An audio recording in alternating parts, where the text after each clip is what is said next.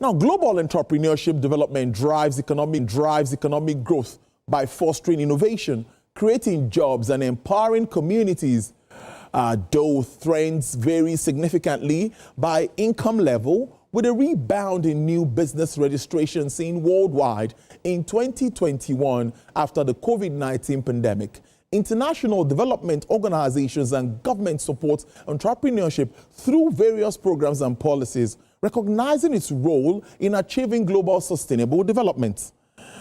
Now, key factors in fostering a thriving entrepreneurial ecosystem includes reducing regulatory barriers, improving infrastructure, providing access to funding, and building collaborative networks.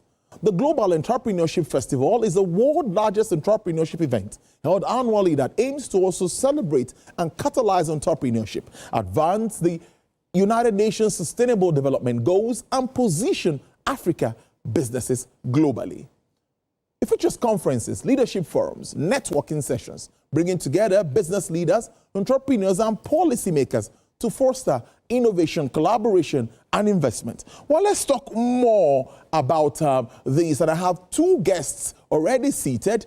Mr. Dan Wakovit is the board chairman of Global Entrepreneurship Festival, and Emanuela Daniel, who is GEF's International Relations Manager, Nigeria. We're going to be talking about entrepreneurship, what they are doing, and plans for entrepreneurs. Thank you so much for joining us in the studio. Good afternoon, Dan. It's good to have you here. And good afternoon, to be here, sir. Manuela. Good afternoon. Thank you for having us. Thank you so much for coming into our studio.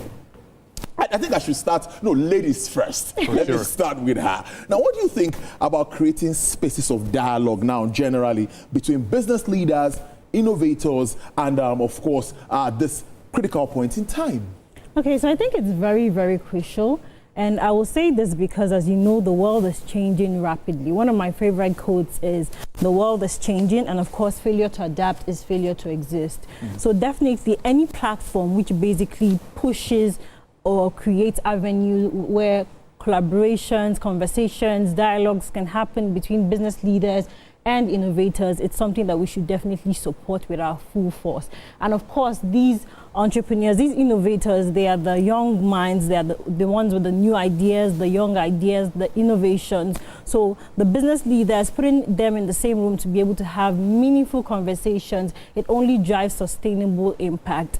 The business leaders have so much wealth of experience and knowledge over the years, and they're able to imbibe and inculcate all of this wealth of experience into the young innovators who are put in the same room with them. So yes, conversations like this should definitely be encouraged, and platforms such as the Global Entrepreneurship Festival and the Business Mixer, which gives the opportunity for such conversations to be held, should definitely be encouraged as well. Let me hear what you also think about that in your own thoughts, considering exposure and all of that.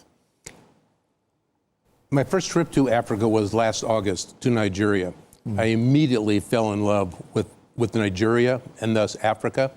Nigeria is innovation. I come from America. America is stale. America's entrepreneurial spirit built the country for 250 years. This next 250 years belongs to Nigeria. And it will happen because of the collaboration with people who have expertise, who have been seasoned entrepreneurs around the world, such as those who will be at the GEF and at the Business Mixer. Because the young entrepreneurs in Nigeria are impossible to describe. Their enthusiasm, their excitement, their passion, they're willing to work. They just need insights and guidance, such as provided by those seasoned business entrepreneurs who would be working with them. Now, in your view, how do cross-border conversations now shape the future of entrepreneurship, of course, across Africa and globally? Well, just to follow on with what I was saying, yeah, people around the world have been entrepreneurs. They've been in an ecosystem that supports entrepreneurship. They've built knowledge and expertise. What I find in working with the young entrepreneurs here who are 18, 19, 20, 21 years old, it's remarkable, is that the experiences I've had, and it's the same with others in the same situation as me who've been here and are helping coach entrepreneurs, our experiences are just natural to us. But they're great information for these young entrepreneurs who haven't lived as long or been entrepreneurs as long as we have. And that's the beauty of GEF and the business mixer, it brings those two ecosystems together. A strong desire to learn and enthusiasm about innovating in the entrepreneurship world, and knowledge and expertise that we've grown because we're older. Many will talk about Nigeria and our population and all of that, which I also see as being key, because many being interested in Nigeria, over 200 million people and all of that. So talking about cross-border conversations, what do you also make of that? That's moving beyond our borders. Okay, I think Mr. Dan has touched on most of it, but like the most obvious answer, the most obvious importance of cross-border conversation is the collaborations and the partnerships which it births.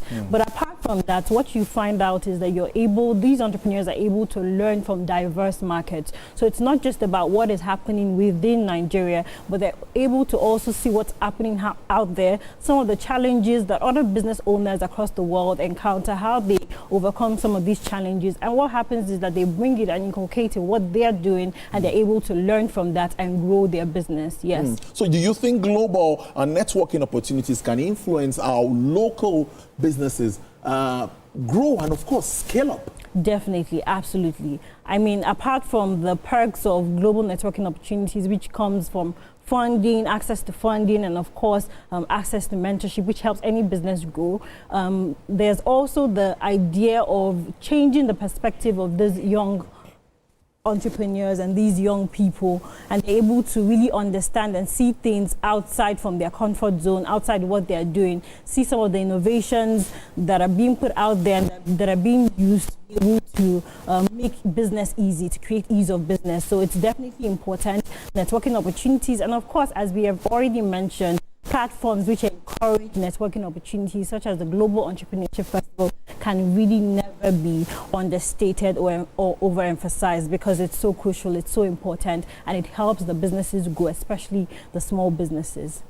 Talking about small businesses, you've seen Nigerians, energy, we're resilient people, so much when it has to do with entrepreneurship. But do you also think that global networking really can help improve what we have on ground? I have no doubt. You know, people look from America. Most people don't think of Africa, which is a shame. Yeah. Your biggest resources are not the minerals. The minerals are important. Your biggest resources are young entrepreneurs. People like me come from an area of expertise, and I have been working with a couple of dozen, coaching, mentoring, a couple of dozen people. Already I'm seeing growth in businesses. I'm seeing people be hired. I'm seeing people be excited. I'm seeing their dreams and their visions be amplified and progress being made. So even on a small scale that I was working with since last year, I've seen huge payoffs from legitimate growth in business and enthusiasm for embracing more insights and knowledge from collaboration around the world. Well, we have challenges down here. I'm going to ask you, I'm going to also ask Emanuela that same question. We have limitations here, infrastructure, power, internet access. We can go on, and you hear young Nigerians complaining about all of this. How do you think they can break boundaries with all of these challenges? Such a great question. I've talked 3 times. I got in last night. I've had 3 different conversations about that exact subject. It's a huge issue that needs to be addressed. I don't have the answer. The answer certainly comes from government support. The things you mentioned, inadequate and inconsistent internet access, inadequate and inconsistent power. How do you run a business without that? But you do. You do, because people here are resilient. They find ways. Never seen anything like it. Nigerians find ways to move beyond those things. They don't see them as impediments. Entrepreneurs are not bounded by impediments. They find a way to go over, under, if they can't go through. Yes, it needs to be addressed, and it's beyond my time right here to give you my thoughts about how to address them, but they darn well need to be addressed, because that's going to hold Nigeria back with all of this power, all this energy, I mean people energy, all this enthusiasm, all this innovation. Give them the tools, power and infrastructure for internet, and they will set the world on fire, no doubt about it. I want you to react to that, because I don't know if you live here, but all the same, I know you have experience of what we see, yes, what we face here. Yeah, it's getting better, I must say. Steady power now, you have the band A, band B, and all of that. You pay, you get power supply. But what do you make of all the infrastructure, that needs to be in place? Okay. Look at what happened during COVID. The internet came on. We now Zoom meetings. You don't have to travel to everywhere. Online marketing and all of that. But we still need more. Do you think that what can be done? Well, I'm absolutely in agreement with Mr. Dan over here. These challenges and impediments do exist. It's not something that we can deny. They're very obvious and they do exist. But talking about how to basically address these challenges that we're encountering, let's start with having conversations. That is why I would recommend that any single person who can make it to a room where conversations about how to address these challenges and solve them are happening, you definitely should make it. Too much these days? Yes, of course. There are a lot of conversations happening out there, organizations, events rather, and different things are happening out there. But in order to be able to discern and know what meaningful conversations are being had and how you should basically affiliate yourself with the right conversations that will help you grow as a business, you need to be able to associate yourself with an organization like the Global Entrepreneurship Festival and what it is doing basically, because it's going to help create opportunities where conversations can be had, yes, and they can address these challenges. So the challenges are there, but having meaningful conversations to be able to address them, that is the first step towards making meaningful change. Well, indeed, like I said, there are a series of conversations. Mr. Dan, you heard that. So how do we know which is which? Because there are conversations all around there. From your experience, what sort of environment sparks the most meaningful collaborations? I think the Global Entrepreneurship Festival is an example. We have speakers with wisdom and knowledge and insights. We have breakout rooms where they can be shared on a more intimate basis, panel discussions. So there's information being delivered to large thousands of young entrepreneurs who then pay attention, take notes, and will come up and make a point of engaging with speakers or me or anyone else who's notable. Last year, it was the most extraordinary experience. Every time an event ended, I was swarmed like swarms of bees, and so was everyone else who had been identified as notable by young entrepreneurs. I want to take a picture. I want to pitch you. When can I talk to you? Hundreds, so vast you couldn't even see them, anxious to gain insights from the personal interaction with individuals who had made comments or points when they'd been on stage. So, talking about the role Nigeria, or you think Nigeria can play in shaping the global narrative around entrepreneurship and innovation, what role do you think Nigeria as a country can play? Okay, as a country, we need to first of all focus and leverage on our strengths. And when I speak about our strengths, of course, I'm talking about the youthful population. You already talked about that. Yeah, I did. That. Yes. Demography. So the demography, the youthful population, the tenacity, Mr. Dan also spoke about that as well. The tenacity that we have, these are some strengths that we need to see as strengths and we need to really leverage on them. And by creating the enabling environment, which we've been talking about here, and we're able to achieve a lot of things with our young ones and our entrepreneurs. And of course, this can help pass a strong message to the global community about what can happen when the enabling environment is there with the youthful population, that tenacity, that resilience, that die-hard spirit. And of course, it will only lead to transformation and impact and lots of amazing things at the end of the day. You want to say something around that too? Because looking at Nigeria's role in this, you want to say something? I do. I want to say something to complement what Ms. Emmanuel has said. There's a young man, a gentleman probably 40, online who I met. His name is David Coleman. He has a very interesting perspective that I strongly encourage Nigeria to pay attention to. While you're adopting all this fancy technology, don't forget what makes Nigeria special. Your community, your compassion, your beautiful smiles, your joie de vivre, despite what's going on. Nigeria has incredible elements on its own, and there's a threat that those will be subsumed under all of this fancy technology, which we need to bring. But we need to do it in a context where Nigeria keeps the best parts of Nigeria that people like me cherish, because that's as important as the advancements from the technology. A parting shot from you, TVC will be ready to partner with you guys. I know your GEF is sometime in November or something. Yes. That's the Global Entrepreneurship Festival. Yes. Yeah, see, we're going to be ready to do that, and all the best in your mixer thing. But a parting shot from you. Thank you. Okay, so I would just say thank you so much for having us here today and the opportunity to share this.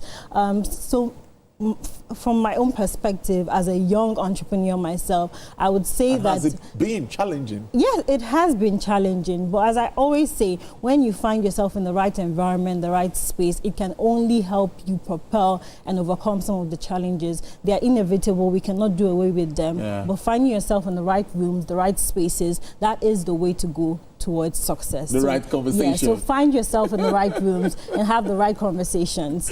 All right, Dan Walkovit, right? I got it right? You did indeed. Board Chairman of Global Entrepreneurship Festival. Hope to see you again. It would be soon. my pleasure. All right. Thank you so much. And I also been talking to Emmanuel O'Daniel. This is the GEF's International Relations Manager here in Nigeria. Thank you so much, gentle Thank you. handshake for you. Thank you once again. Thank you so much for coming, and hope to see you. Wish you all the best. Yes.